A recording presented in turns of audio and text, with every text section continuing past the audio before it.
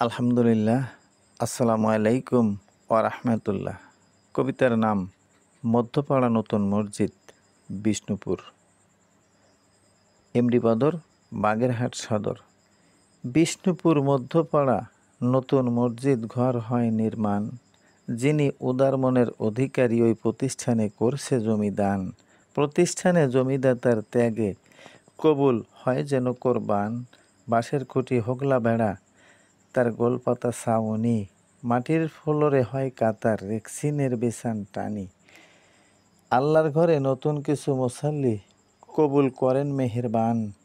প্রথম ওই মসজিদে কেউ পড়লে নামাজ, জোড়ায় মনোপ্রাণ।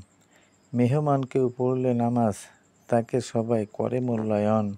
প্রতিযোগিতায় ইফতারিতে পরিপূর্ণ হয় 30শে রমজান। মুয়াজ্জিনের দায়িত্বে মাসুম দেয় নিয়মিত আজান। ইমামের দায়িত্বে যোগ্য আলেম খতিব মাওলানা কবির খান। প্রতিদিন নামাজ শেষে শোনায় কিছু হাদিসের বয়ান।